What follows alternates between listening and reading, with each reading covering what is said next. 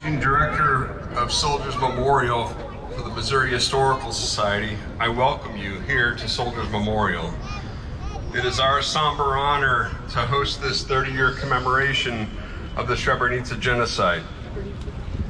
When President Franklin Roosevelt came to St. Louis in 1936 to dedicate this memorial, he reminded the thousands who were present that we do not build monuments to war. We do not build monuments to conquest. We build monuments to commemorate our desire for peace. With those words still ringing true, it is fitting that we are gathered here at Soldiers Memorial today to remember and grieve the 1995 genocidal killing of more than 8,000 Bosniak Muslim men and boys in and around the town of Srebrenica during the Bosnian War. The whip-like tale of the monster of war and killing is long and deadly. In 1997, 2 years following the genocide, 22-year-old U.S. Army Specialist Jeremy Scott Brown of Troy, Illinois, just across the river here, was serving in Sarajevo on the NATO-led stabilization force. The mission of the force was to deter hostilities, stabilize the peace, and contribute to a secure environment. On July 15, 1997, while returning to Sarajevo, the transport vehicle which Brown and others were traveling in crashed into a gully during a torrential rainstorm. Tragically, Specialist Brown died in that crash. The loss of Brown left a wound in his family and community.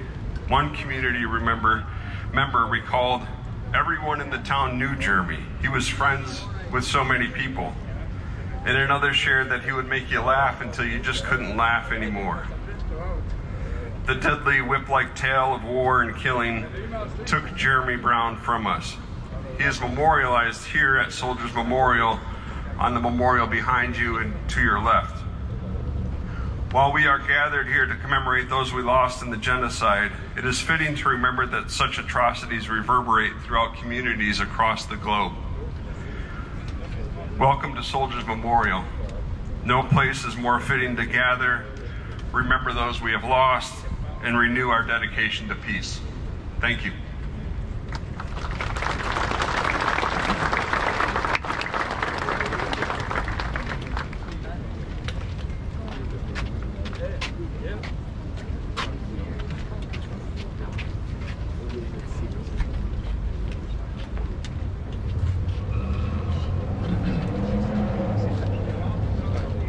Good morning, ladies and gentlemen, distinguished guests, survivors, and supporters of peace and justice.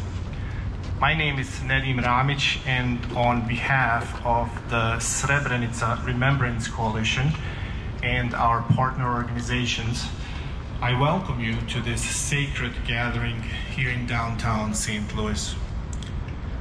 Today, we stand here because we remember.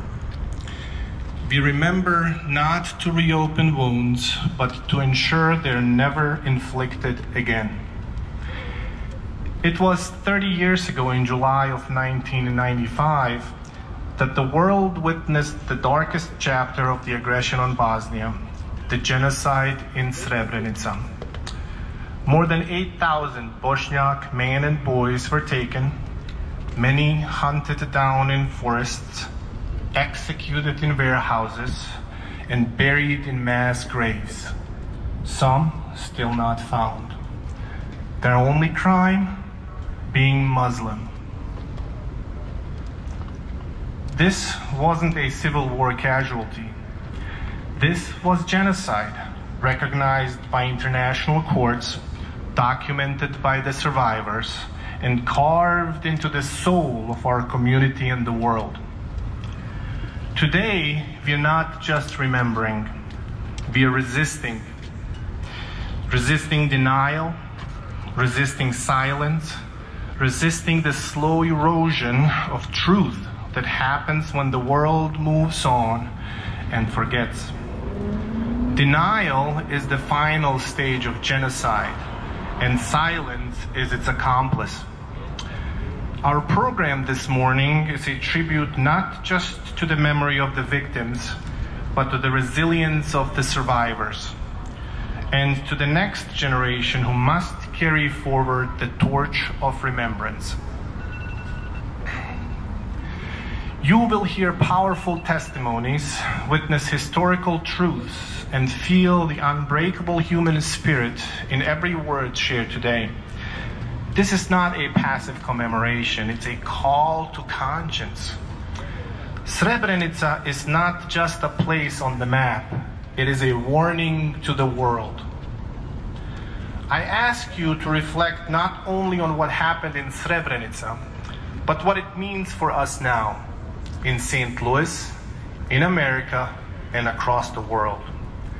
Because genocide doesn't begin with bullets. It begins with hate, it begins with propaganda, and with silence. And so we speak. To open today's commemoration, we are honored to share a message from someone who played a role in ending the war in Bosnia and Herzegovina. A man whose leadership and engagement helped bring about the Dayton Peace Accords. Please turn your attention to the screen for a message from the 42nd President of the United States, President Bill Clinton. I wish I could be with all of you gathered in St. Louis to commemorate the 30th anniversary of the Srebrenica genocide. And I join you in honoring the memory of the more than 8,000 men and boys killed across those terrible days in July of 1995. I will always mourn that it took the horrors of Srebrenica to rally our friends to join us in intervening to stop the killing and put Bosnia and Herzegovina back on the path to a brighter future. And I am deeply grateful that after 30 years, in spite of so many difficulties, the peace has held, and countless individuals have made a decision in their personal lives to choose reconciliation.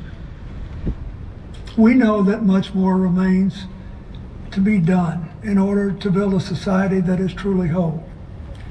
We also know that remembrance is a vital part of justice, and that the challenge is fostering that healing without fueling further division. Today and every day, as we honor those lost in the genocide, the greatest tribute we can pay them is to create a future worthy of their memory.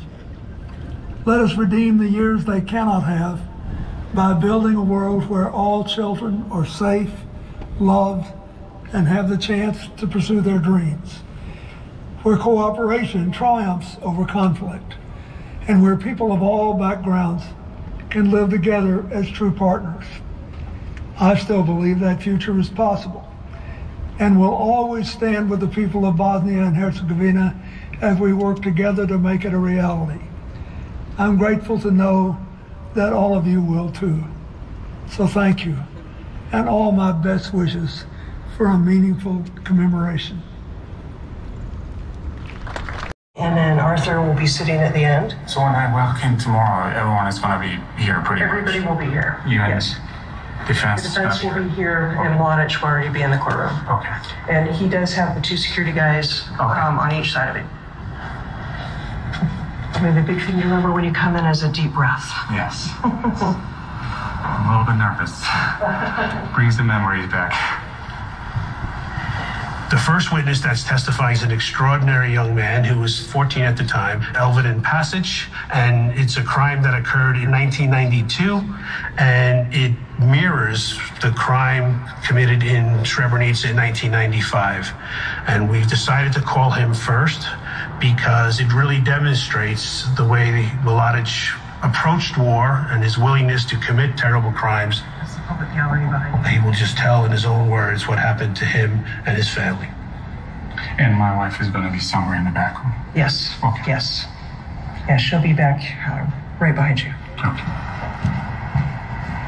What's your impression of his recollection? Rock solid. Yes, yes. My impression is when he goes back in time, he remembers it exactly as he experienced it. He says he's nervous, but he looks okay. He looks like just appropriate level of nervousness that you expect, and I'm sure that'll be gone after the first few minutes in court. I agree. I think as soon as he sits down and starts talking, I think you'll be fine.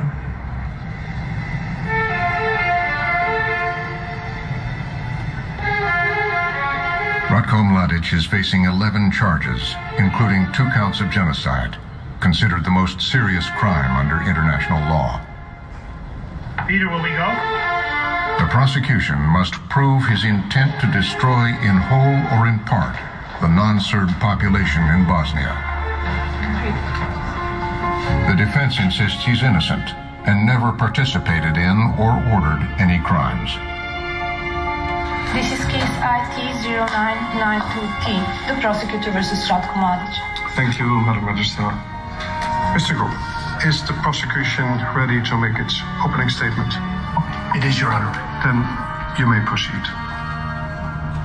Your Honors, 4 days ago marked 2 decades since Ratko Mladic became the commander of the main staff of the Army of Republika Srpska, the VRS. On that day, Mladic began his full participation in a criminal endeavor of ethnically cleansing much of Bosnia.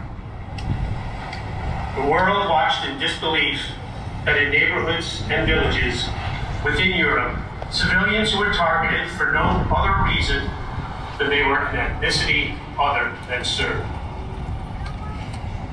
Their land, their lives, their dignity attacked in a coordinated and carefully planned manner. The next time I address you about the evidence in this case will be at the end of the trial. At that time, when I come before you again, I will ask that you give the people of Bosnia what they have waited so long for. The truth about what Ratko Mladic did to that beautiful and complex land. The truth about what Ratko Mladic did to Bosnia's people.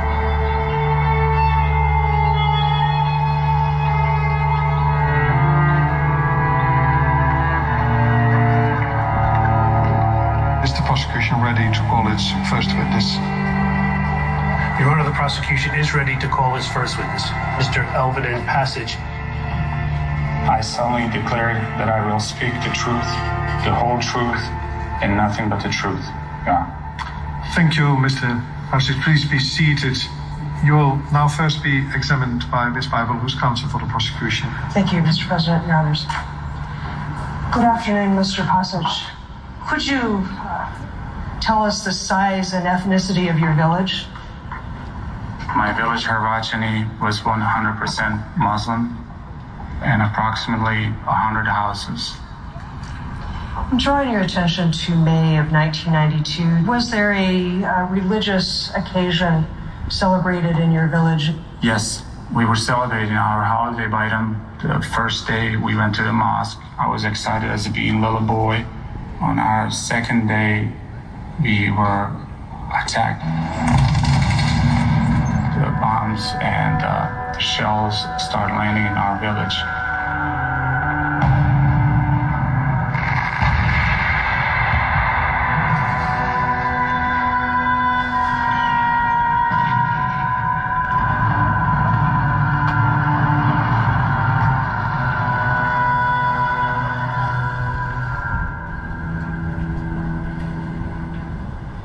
We were instructed to form 3 lines and to lay down in this puddle of mud and water.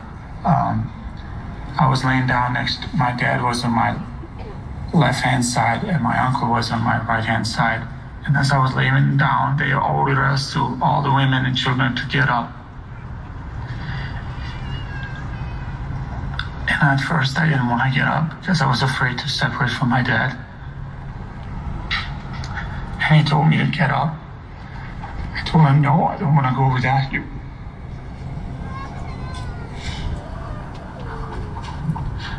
He says, get up. I said, no. And my uncle insisted, he says, get up, you will survive.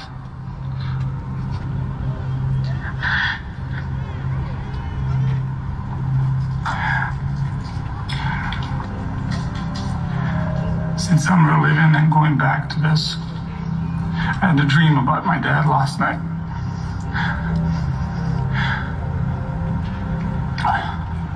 For the first time, I was able to see his face.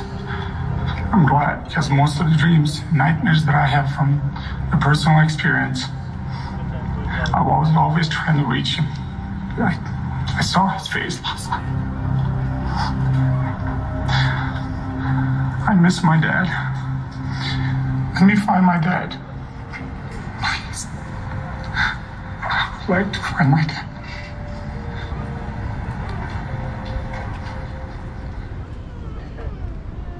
Živjelim žrtvama genocida.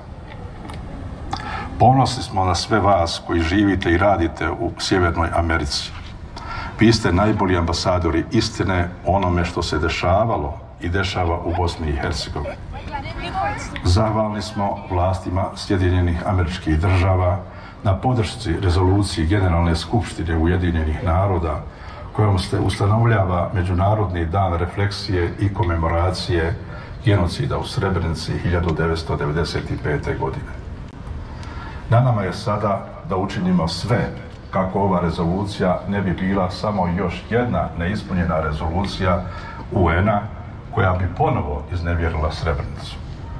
Na kraju vas selamim i pozdravljam, moleći uzvišnog riječima iz potočarske dove: Svemogući Bože, ujedini naša srca u vjeri i ljubavi, učvrsti korake naše u istini i pravdi, osnaži volju našu u bratstvu i slozi, udruži misli naše u domu i domovini. Molimo te, Bože, da tuga bude nada, da osveta bude pravda, da majčina suza bude molitva, da se više nikada i nikome ne ponovi Srebrenica.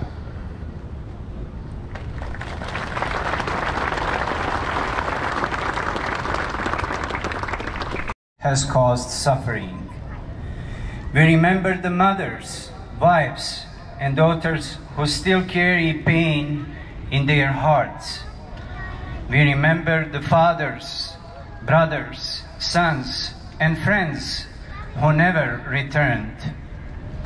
Dear God, grant peace to their souls. Fill their graves with light. Let them be surrounded by your mercy. Dear Lord, help us never to forget.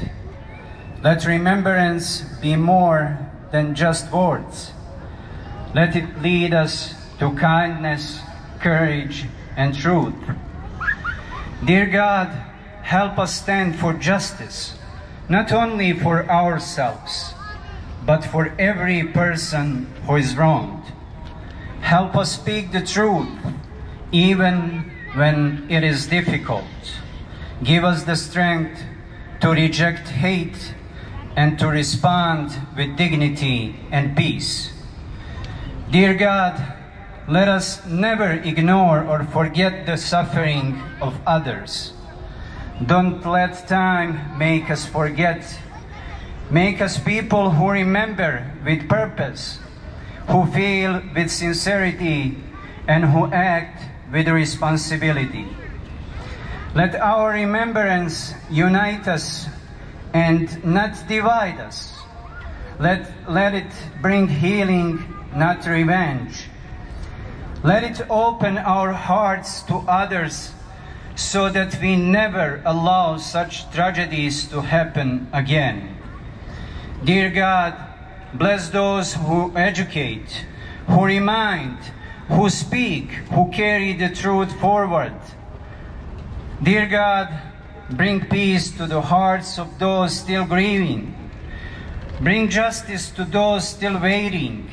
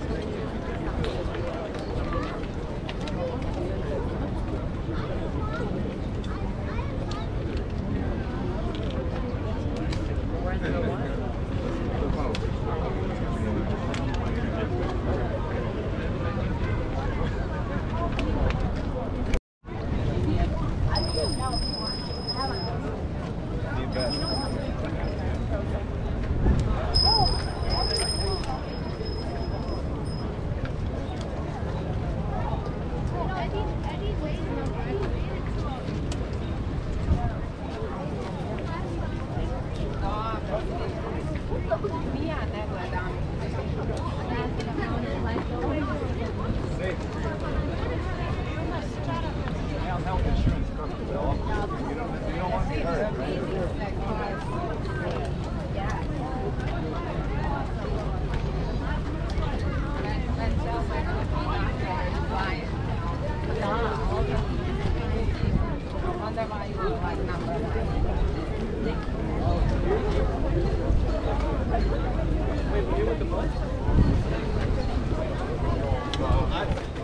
I thought that was like